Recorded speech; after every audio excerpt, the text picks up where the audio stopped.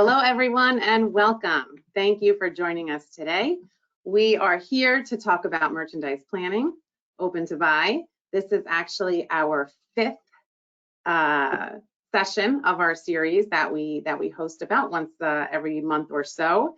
Open to buy can be a complicated topic. And so we are trying to simplify it for everybody, and we are offering these free educational sessions really just to help everybody learn. So that you can learn how to buy smarter and have stronger margins. And that is actually our topic for today. So before we jump in, some quick housekeeping. We are recording this session. So at the end of the live session, everybody will be receiving the recorded link. And we also encourage questions. So on the right, on the GoToWebinar question pane, feel free to ask any questions, and we will take some time at the end of the session and answer all of your questions. So with that, let's kick it off. First, I'll do some quick introductions before we introduce each of our companies. So first, we have our guest speaker today, who we are honored to have with us, Michele Burton. Michele joins us from Montclaire State University and will really bring a new, fresh perspective to our session, focusing on merchandising and her program at the university. We have Jeff Sward, who's the founding partner for Merchandising Metrics. Jeff has joined us now for, I think, 4 of our sessions. And Dmitry, who's the CEO of Ant USA, as well as Jeff Dillon, Director of Operations for Ant USA, who's been one of our partners here at Celerant for close to 20 years, I think, Dmitry. Goes back that far. And then my name's Michele Salerno. I'm the Chief Growth Officer here at Celerant Technology. So we have a lot of different retailers here on our call today. For those of you who are joining us for the first time, we'll just do some quick introductions of our companies, and we'll start with Jeff Sward from Merchandising Metrics. Good afternoon. I'm Jeff Sward. Yeah, just briefly about my background. I grew up in both department stores and specialty stores. Bullock's way back when in Los Angeles, Macy's, Saks, Abercrombie, American Eagle, and then switched over to wholesale with Polo Ralph Lauren and Donna Karan and others. So I come at the whole retail open to buy product development equation from a lot of different angles. You know, hopefully can lay down a couple of insights today. Thanks. Thank you, Jeff. And Michele, our guest speaker. Yeah, so my name is Michele Burton. So I, prior to coming into academia, so I spent a couple decades working in retail. I worked for a number of retailers, got my start at JCPenney, worked for Claire's, Nordstrom, Rue 21, so just a number of different retailers. And then I ventured into academia. So one of the things I like to think about is kind of bridging the gap between industry and academia. At my program, in my program at Montclaire State, so we actually have fashion design and merchandising students, but I'm assistant professor in the merchandising program, and we have about 250 students, so they all come through and take retail math. So the way I like to think about our curriculum is really bridging the gap between industry and academia. So I like to bring a lot of real world relevance to my classes. So I teach retail math, I teach textiles, and I teach fashion marketing. So even though our program is fashion merchandising, we have a number of students that go into different areas of the industry or different categories of business within the industry. But I like to, as I said before, kind of bridge that gap. So one of the things I like to do is bring lots of real world relevance. So just last semester, I did a case study with Uniqlo. And then in the past at other universities, I've done case studies with JCPenney, where we really partner up our students to solve industry challenges. And I think it makes them relevant for entry into the job, maybe many of your companies, small and medium-sized retailers. So with that said, I'm really happy to kind of be here. I think a lot of people don't realize that there are actual merchandising programs at universities where we train our students to and educate them and work alongside industry. I definitely think there's more opportunity to align with industry and engage students so that they're fully prepared and so that they can help you as well, as that they can be valuable parts of any workforce. So that's pretty much it. And I'm really excited to be a part of this webinar today and hope that I can add value, and would love to hear from any of you directly. My contact information is at the end if you want to reach out. And I'll add, many of those students too are looking for internships and can use some real world business experience. So if you are open to any of those ideas, I'm sure Michele is eager to connect as well. Please reach out. Our students are actually, I'll say this really quick, our students are actually required to have an internship to graduate. So we are always actively seeking industry partners that want to engage. And even if it's just like, I've had people reach out before, if it's some small tasks for students to do that are hopefully paid, I feel those opportunities to our students as well. And I actually talk about it in class, and guest speakers. There's always opportunities for that. So I will be quiet now. Awesome. Well, we don't want you to be quiet. So, and I'll say this: we're excited. We're excited to have you here also, because what we're doing, or what we're trying to do here every month and every session, is really just educate. I say it all the time, even if every retailer who's on today's session walks away with one new thing that they've learned that they can apply to their business, then it is a win. So thank you for coming and helping us educate today. USA, I don't know if Dmitry or Jeff is going to take this slide, but take it away.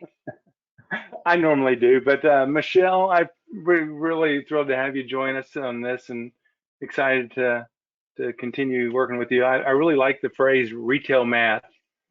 It's a great summary and makes us realize there's a lot to it. There really is. And speaking of retail math, that's what Dmitry and USA have done for 30+ years, is to take Jeff Sward's experience and your academic experience and all of that retail math, and combine it into a usable, executable community database for the enterprise to really run the business. Inventory is generally the number one value of an enterprise, of a retail enterprise. If you look at the balance sheet, the cost of goods on the shelf is the number one expense, and we help people really strategically execute their inventory position. Awesome. And so USA does have two platforms: Retail Optia for the smaller businesses and Buyer's Toolbox for the larger merchants. So we have a lot of our Celerant clients on today's call. And honestly, we have a big mix of retail markets today too, which is really kind of fun and interesting.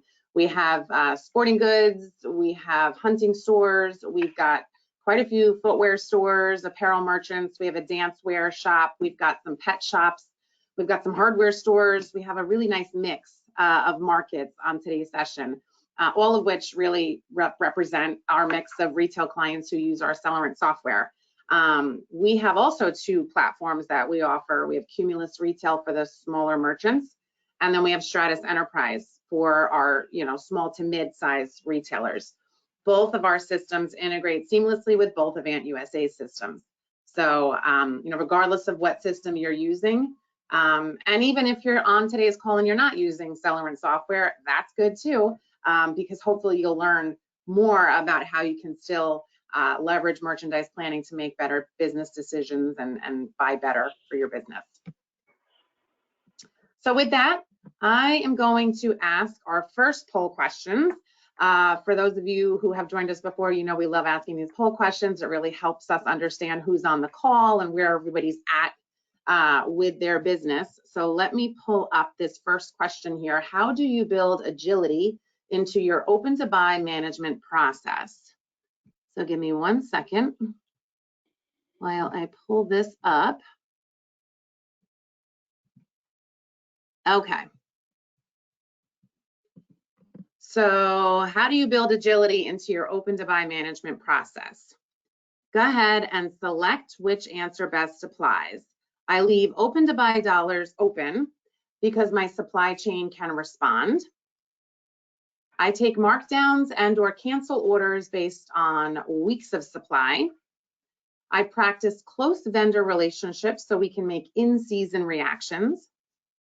I test and respond in season where possible, or I tend to set it and forget it. So we only have 18% voted, so we got a ways to go. Hopefully everybody's awake and watching and going to answer here. So you can just select whichever answer most applies to you. We are at 25%. There we go. Here we go. Okay, everybody's waking up now. 35%. Go ahead and answer it. How do you build agility into your open-to-buy management process? And we're at 60%, so I'm going to leave it up for maybe 5 more seconds, and then I will close the poll. All right. Oh, wow. Okay, Dmitry always breaks down these responses. So let me close that and let me share it.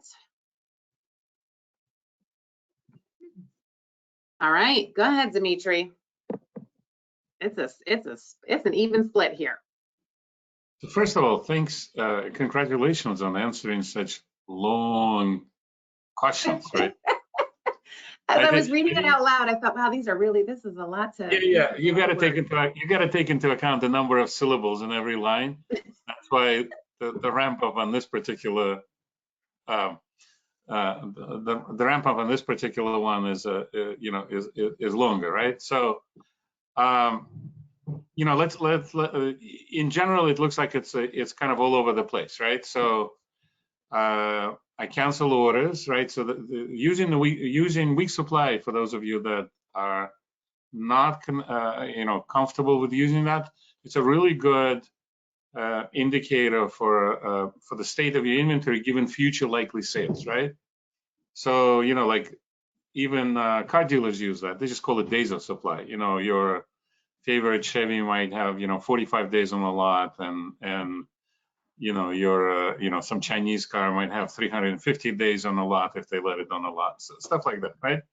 So we always talk about how long would your inventory take to sell off as an indicator of inventory levels. So it looks like several people are actually using this kind of a forward relationship between future sales and current inventory positions. And that's probably the healthiest one. So the people that rely on the vendors, of course, that means that your vendors are completely aligned to your goals. You and your vendors are running the same corporation likely.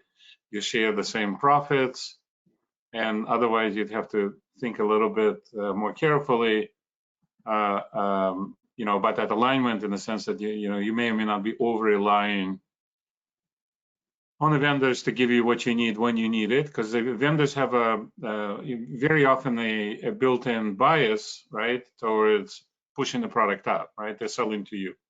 Like they oversell, they might have a problem, but generally you got to think about all the reasons why people give you better terms and encourage you to buy earlier, which means to take risk.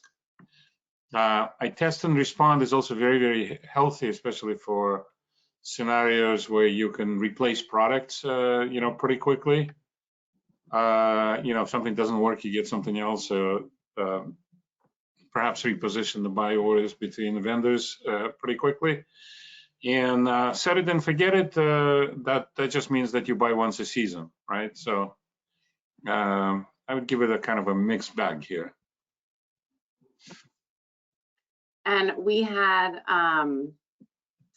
Nancy ask a question, and she said, what do I do if I have selected all 4, the top 4? So good job to you, because you are a rock star doing all 4.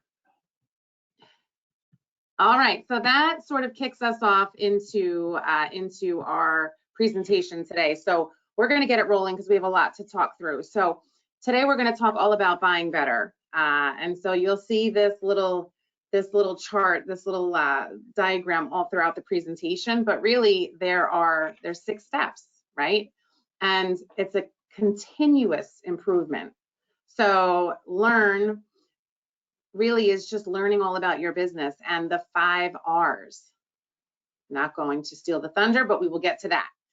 Know about the market, about your competition, being aware of everything that's happening.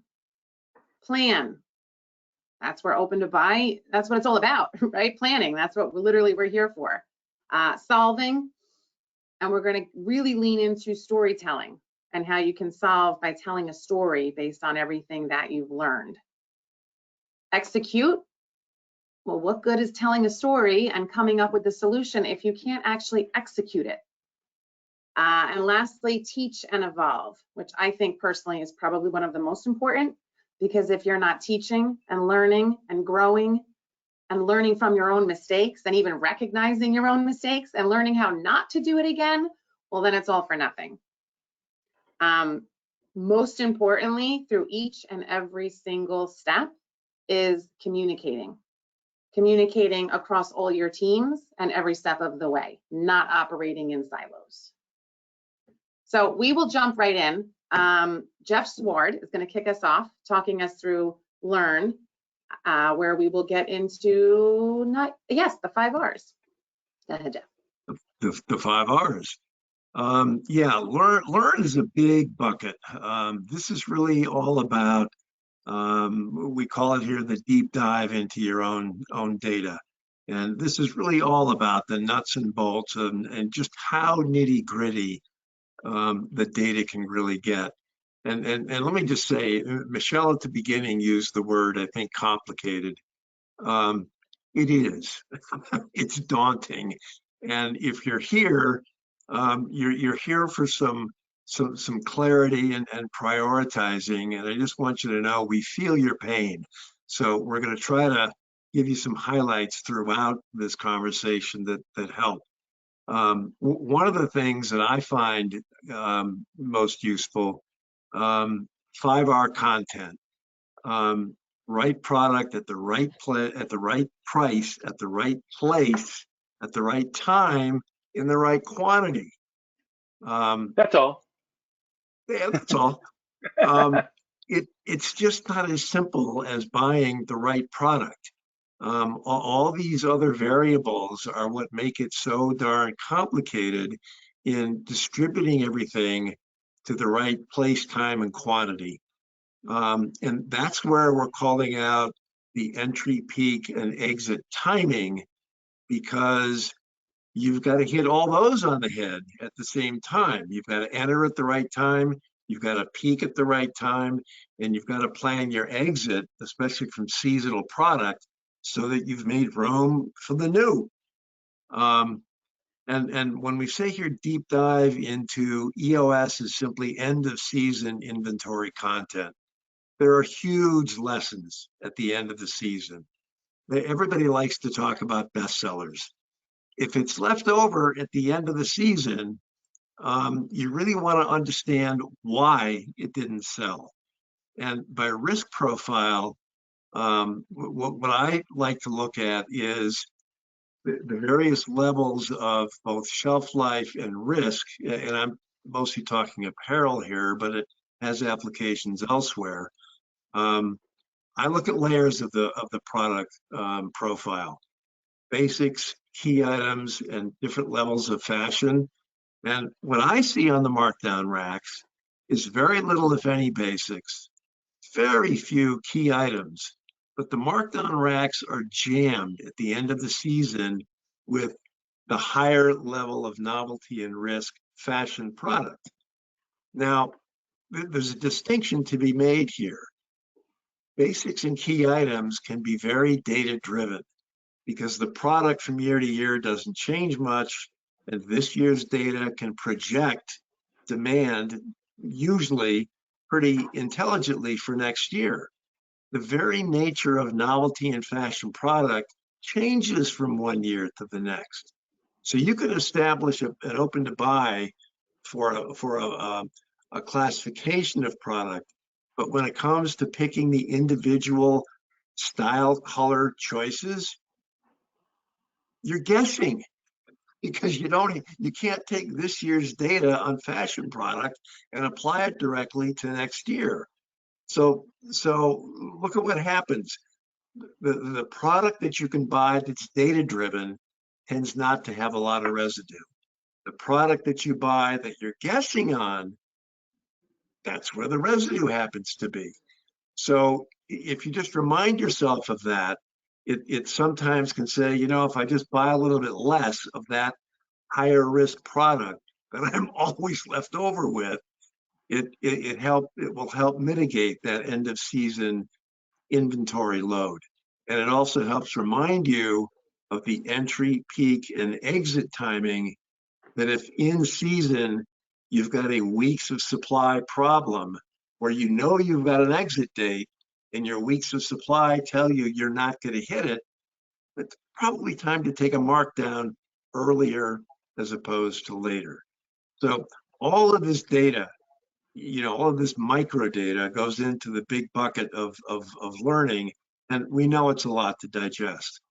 So, well, I love in last month's session when you said, Jeff, about putting those swimsuits on markdown in early August as opposed to early October, because no one's going to buy them in early October, but you'll sell them out real quick if you do it in August. And retain margin. Right. And oh, by the way, and retain margin. Mm-hmm. Yep.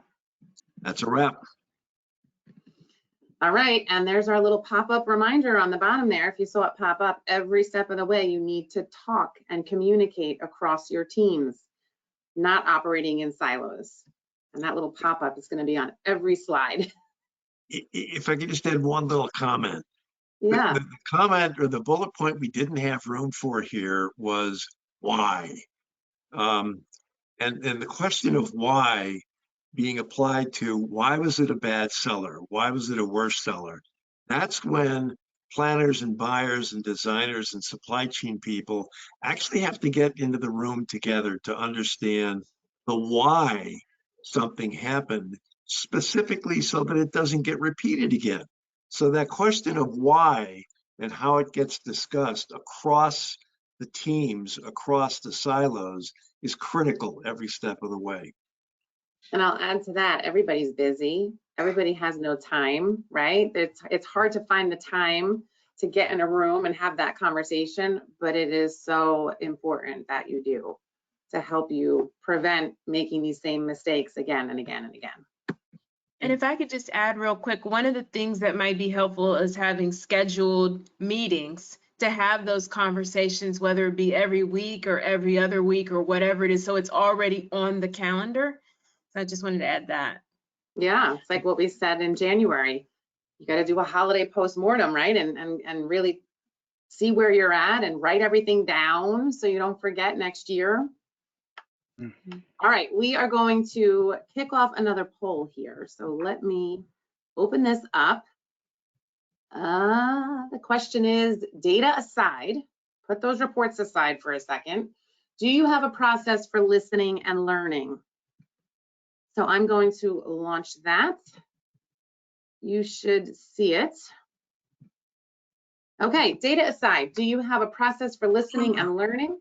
And let's again, just select the option that most applies. I talk to my stores to listen to the front line. I visit my stores in person to challenge fixture presentations and even just to talk to the people in the store. I explore local competition in each of my markets. I do a combination of all of the above. So I have a feeling Nancy hopefully will be selecting that one this time.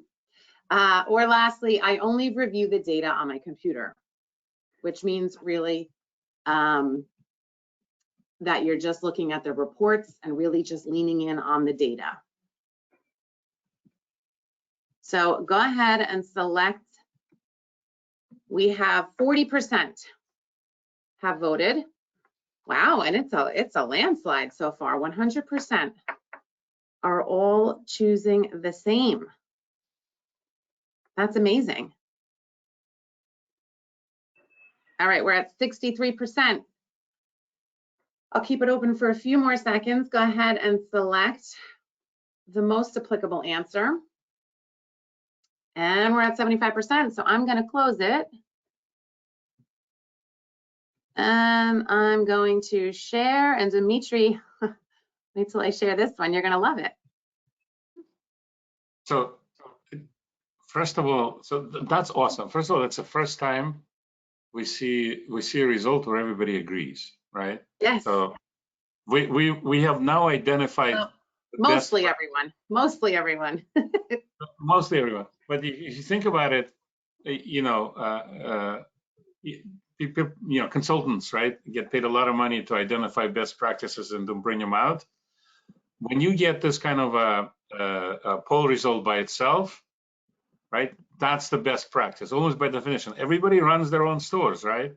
Nobody's going to tell you what everybody else is doing, except all the participants just told everybody else what they're doing. So this is like a light bulb going off, right? So that's one. Now, so if you think about it, what's included is everybody talks to store managers, visits in person. This is especially applicable to, the regional or the smaller retailers. Obviously, you have one store, you're in the store, but if you have 20, 30 stores, you're still, you're still talking to people. And then there's this very interesting thing that everybody says that you explore competition, and we should talk about that some more, maybe down the road in this session, because again, everybody suffers from the same disease, right? Nobody tells you how to run your business best. So, this is like a super interesting answer, actually. So, be in the store, talk to store managers, track competition, and that's how you learn. But you just want to add one more thing. You're still learning from yourselves in that process, aren't you, right? So I talk to my stores. I visit my stores. I look at competition. Everybody's still stovepiped, except for this last few seconds when the participants just talk to each other. Very interesting. All right, we will keep it moving. So next is step 2, know. And Jeff Dillon, you're going to talk us through this slide. Yeah, and a great segue to this one, and a concept that helps this one is that why that Jeff closed on. I mean, we've always got to be curious, exceptionally curious. Why is this occurring, whatever this is at this moment? And yes, data helps, but all of the awareness topics in the poll help. And then we want to go even deeper than that. What's going on in the market? We're tired of talking about tariffs, I'm sure, but we will continue to do that. There's more calendar, remember calendars? There's more calendar milestones coming up on the tariff topic. That one's not going away anytime soon. So certainly market, and then my place in the market. To Dmitry's point, my competition's place in the market, my vendor's place in the market. Please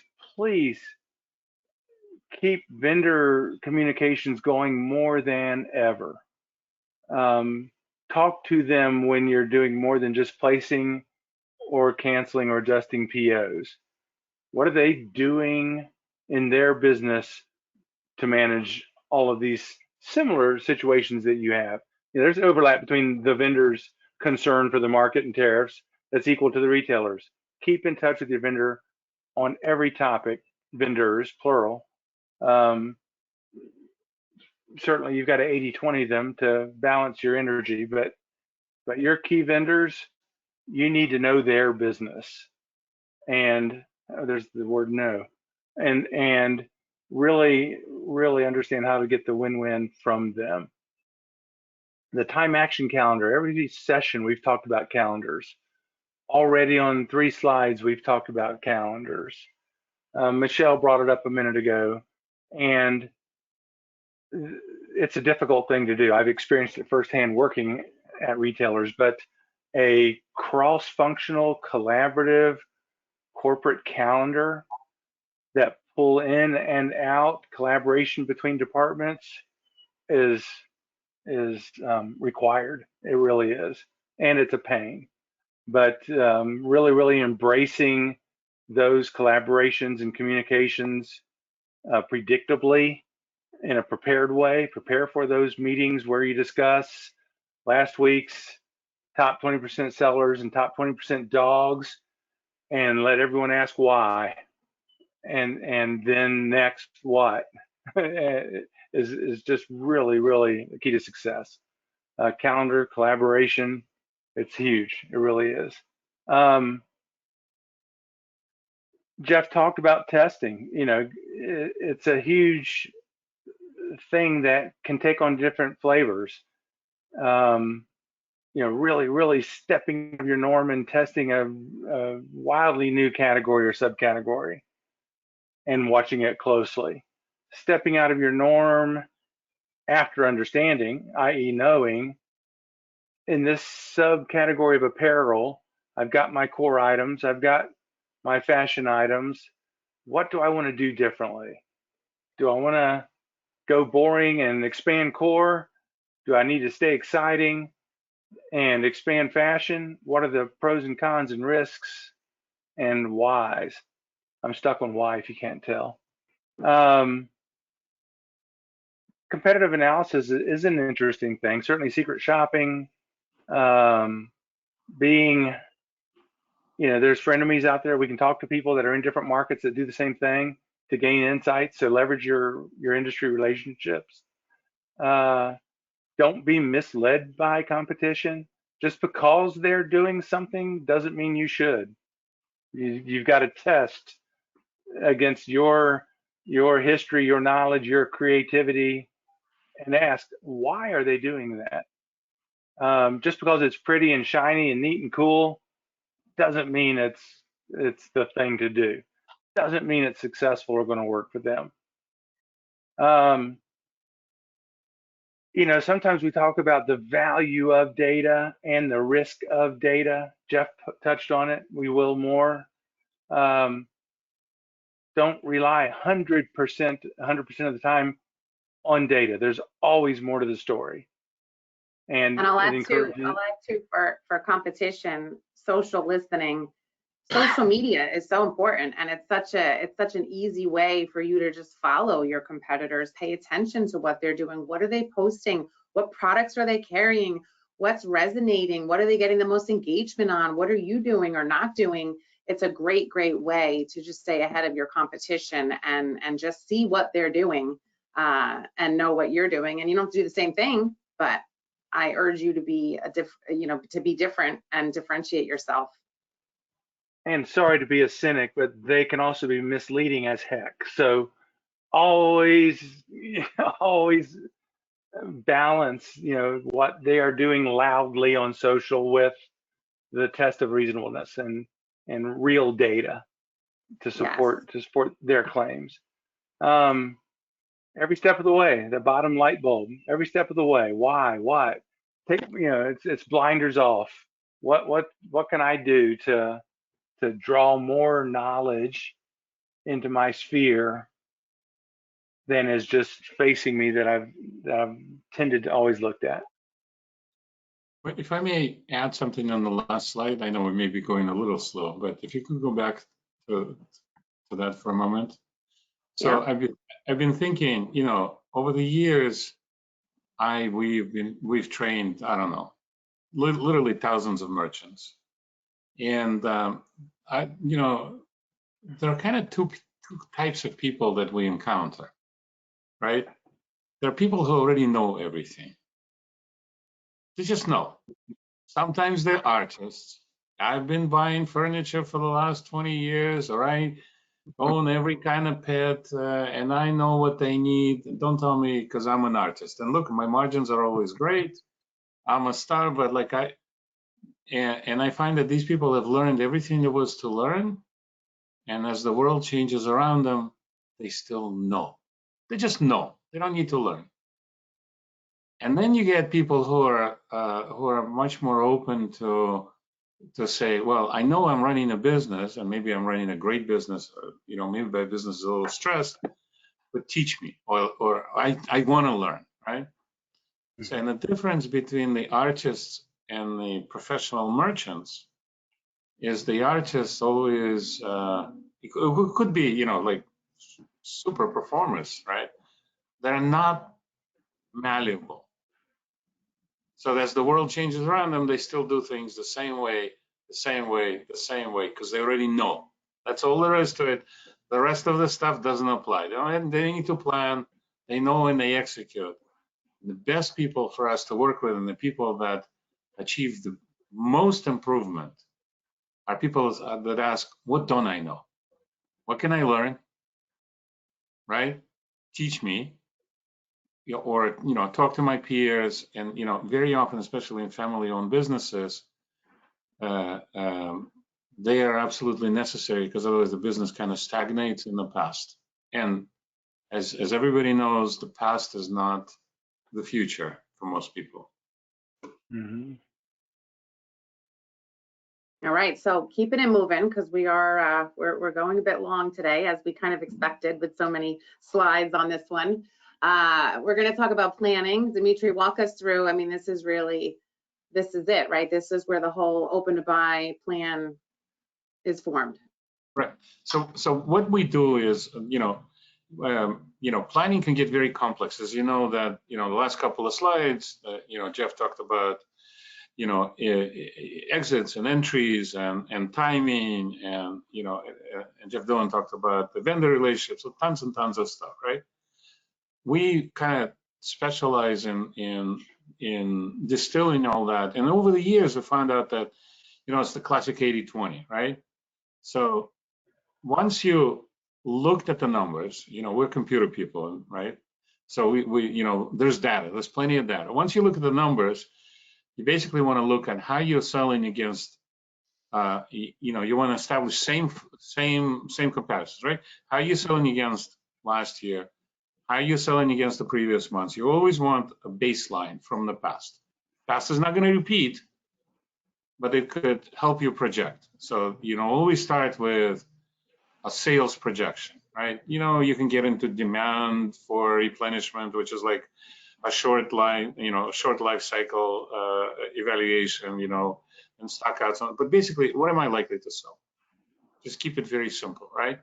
Then the next question is always, how much inventory do I need at this time in the year or at this time in the season to support my sales? Do I really want, 400 units if I'm going to sell 3 next month? Maybe not.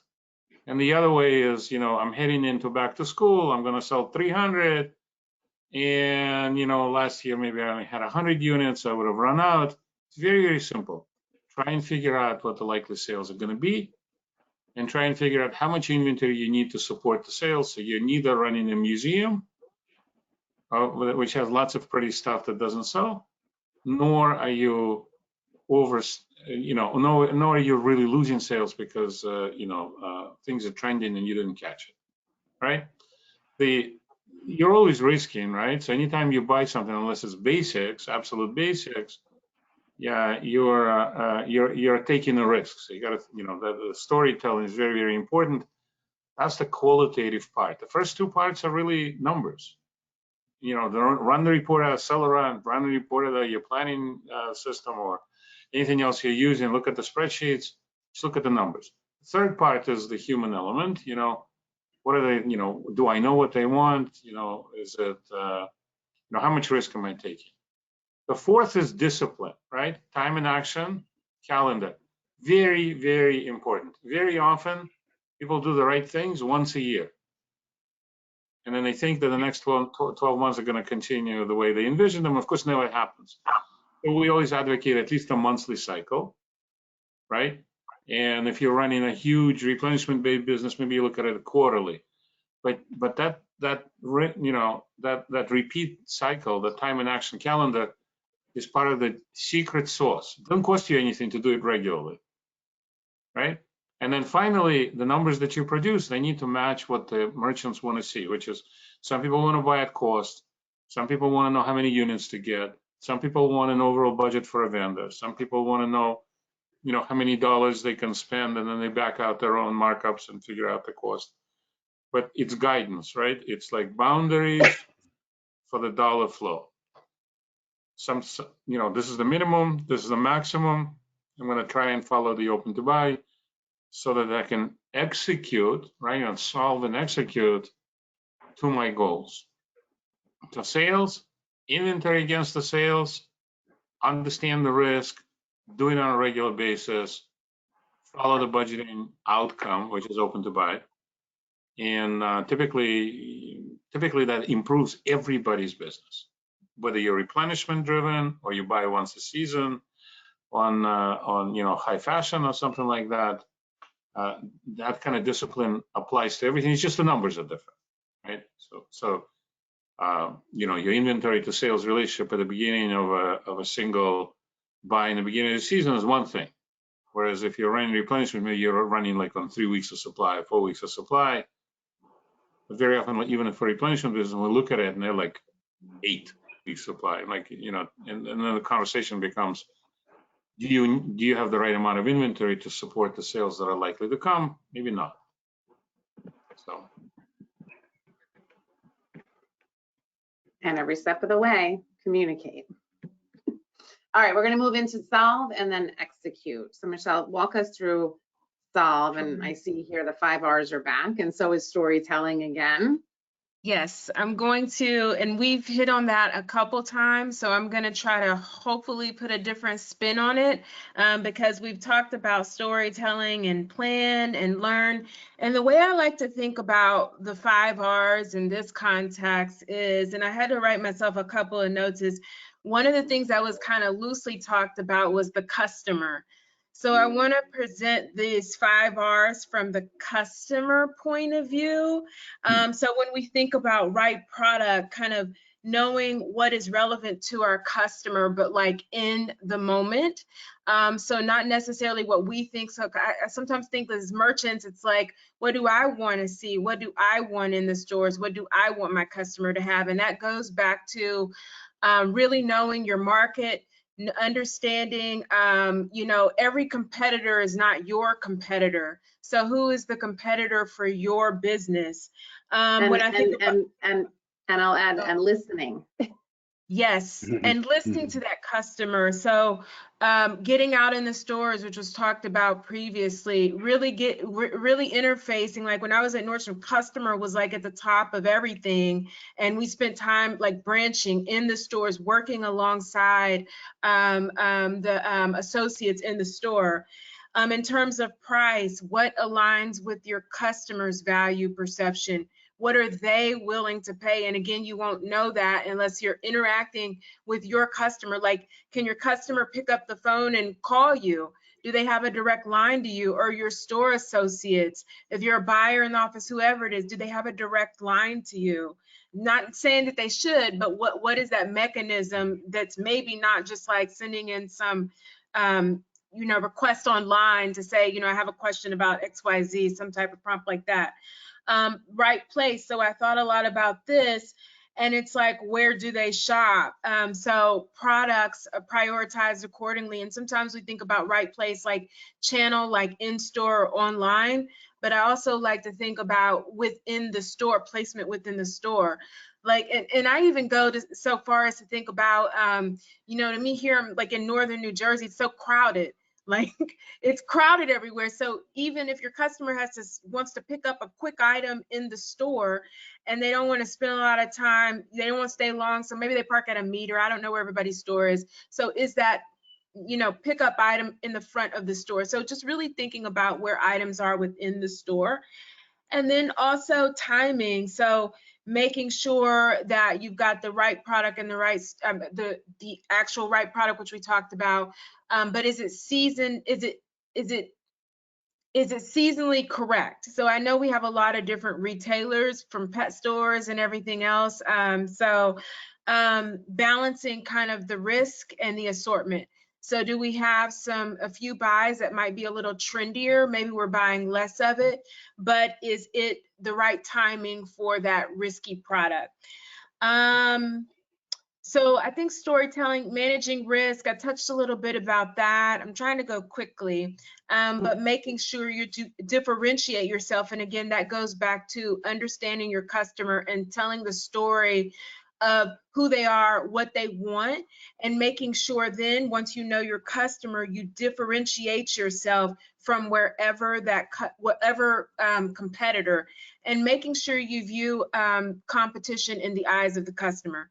So that's another thing. I talk about that in my class. Sometimes we, think this particular entity or particular retailer is a competitor, but maybe they're not. So just, again, putting that customer hat on and saying, where does your customer view the competition?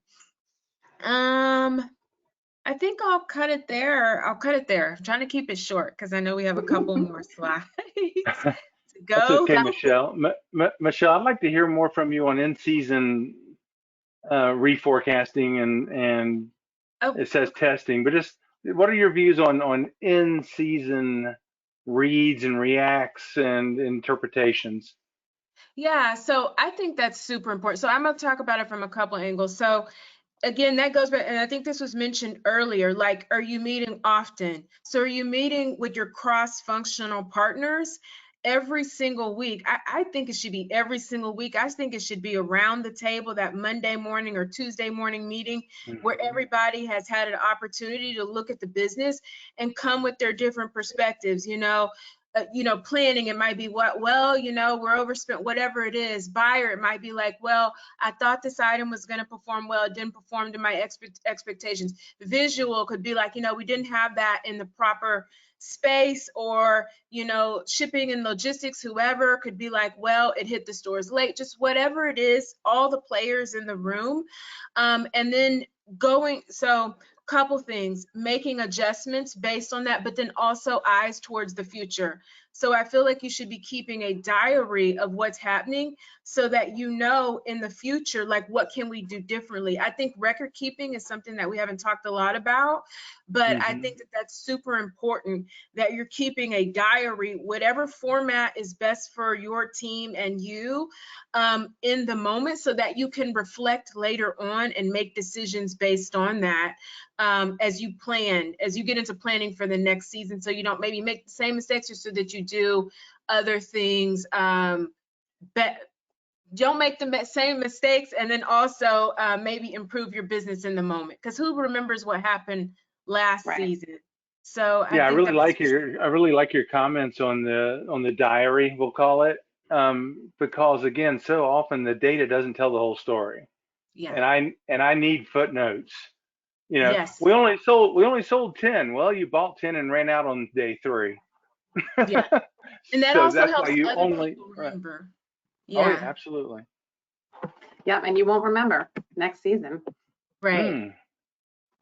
All right, we have another poll question here, so let me pull this up. Do you use weeks of supply to make decisions? So I will share this one, and there we go, it's launched. So go ahead and select the option that most applies. So do you use weeks of supply to make decisions? Yes, I use my weeks of supply to trigger reorders and/or markdowns. Yes, I use my weeks of supply to challenge my in-store presentations. Yes, all of the above. No, I use other metrics. And lastly, I'm not even sure what that means. So go ahead and place your selection. We are at 40% voted already. All right, a few more are coming in.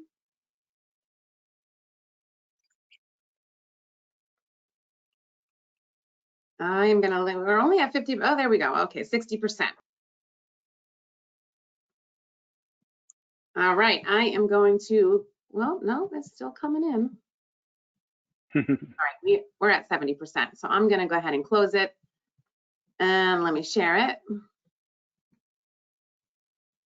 And there it is. Go ahead, Dmitry, take us away. Other metrics. Yeah, so that's also very interesting, right? So again, every time, the more you participate in these sessions, and the more you look at what the other people are doing, the more interesting it becomes to, you know, you can kind of orient yourself against other practices. So first of all, I would encourage everybody to sign up for the next one, because I think you're speaking to your peers when you do these polls, and your peers are telling you what you do those polls. So a couple of things. Weeks of supply, you know, are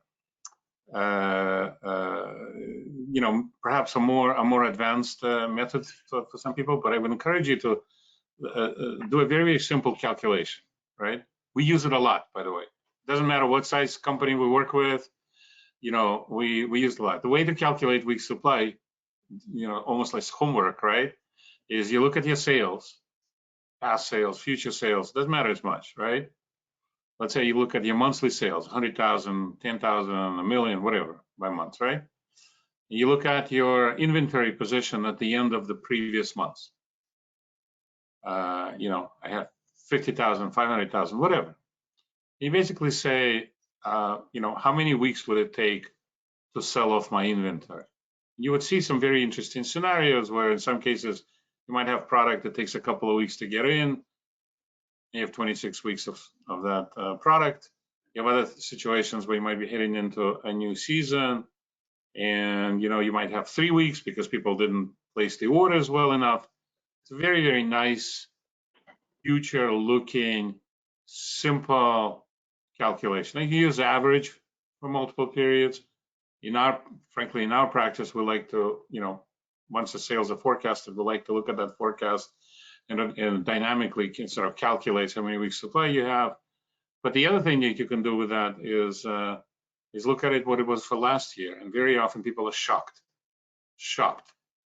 right? And the other, you know, so approximations for week supply is something like turn, which is, you know, 52 weeks of supply is basically a turn of 1, 26 weeks supply is a turn of 2, and so on and so forth. But it has its disadvantages because turn averages all that stuff. So, you know, final thing I would say, I know we don't have a lot of time, is pick your favorite, stick with it, but be open to learning. Do the exercise that I'm proposing with your own data, which is lay out sales over time, inventory position at the end of each period or beginning of each period, if you like to use it that way, and evaluate that inventory position in terms of the following period's sales. You'll see some very interesting insights in your own numbers, whether you use spreadsheets, you use Celerant, or some other perhaps inferior merchandising system. You're able to get that. Inferior. Oh, Dmitry. Nice plug. So I usually leave questions to the end. This really isn't a question, though. This was a comment from Kurt, who's in our live audience. So Kurt commented and said, to clarify, it's vital that people are using forward-looking weeks of supply. Too many retailers use it based on trailing weeks that don't address seasonal patterns properly. 100%.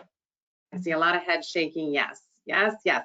I actually think, based on the fact that only 11% of today's participants use weeks of supply to make decisions, I think we could do a whole session just on weeks of supply and how that works, because it seems like it would be an educational session, just that topic in itself.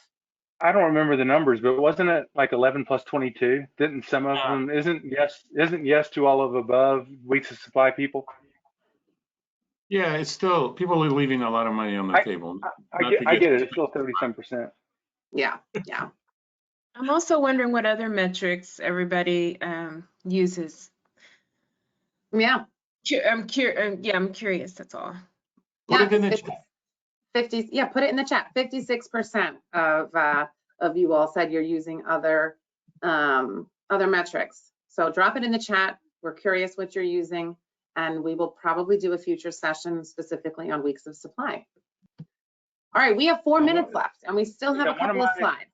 One of my big career-long interests has been the issuing of that PO. And what I'm going to say here as far as execute is you've done all of this knowledge building, this planning, you've done all of this preseason, in season, whatever, opportunity buys. We're issuing POs all the time.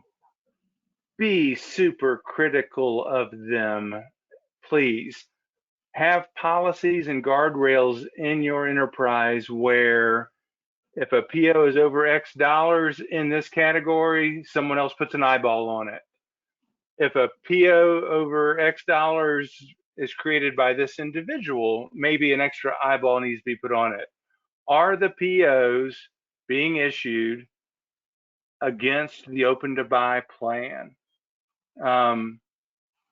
Super critical of that. And similarly related, very much a part of that is your vendor relationship. Get to know their business a little bit better. What makes them tick? How can you help them help you? Are they cash strapped? Are they space strapped? Are they, what is their pain? And maybe you've got something you can offer to make that relationship stronger. So if they have no space and you do, that opens the door to some terms or negotiations. There's just really know their business well. How can they help you? But please put a critical eye on the issuing of POs. And yeah, if it's a replenishment PO and it's small money, that's not the ones I'm talking about.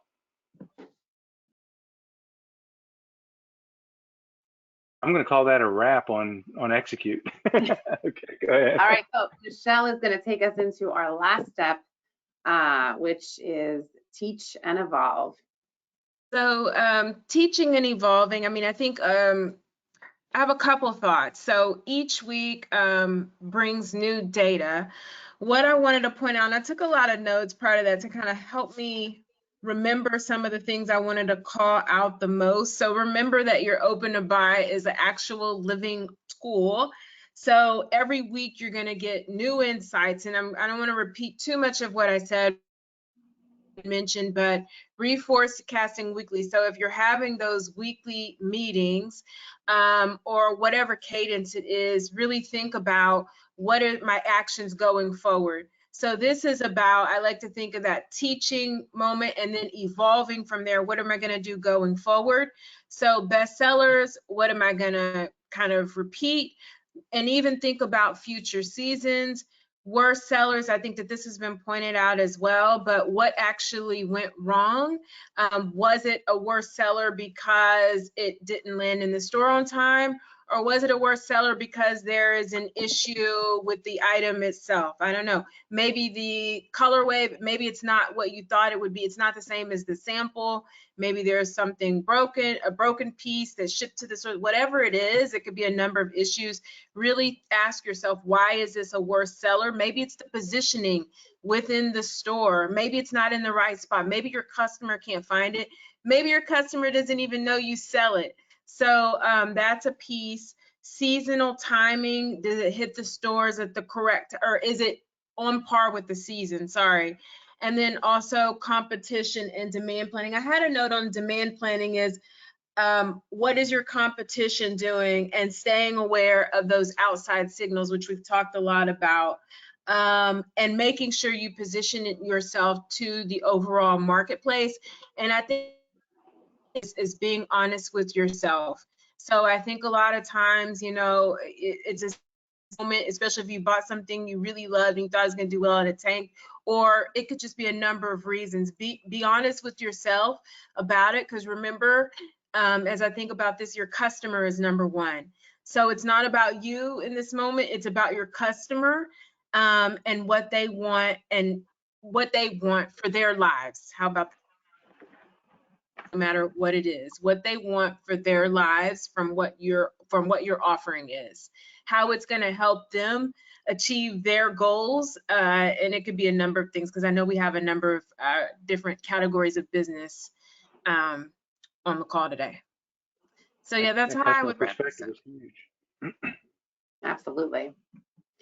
All right, so we are at time. We only went 1 minute over, amazingly enough. We got through all the slides. This is an ongoing series. We've been doing this for a minute. This is our fifth episode. So there's 4 other recorded sessions you can check out. They're all on our YouTube channel at Celerant. The link is there. Of course, we're going to send you the recording to this session shortly after this session today. And all of our contact information is here as well. If you want to reach out to Jeff at Merchandising Metrics, or Dmitry or Jeff at Ant USA, Michele at Montclaire State, or myself. I thought we had one more poll question. I'm going to pull it up. Let me get it out of here. This is for next session.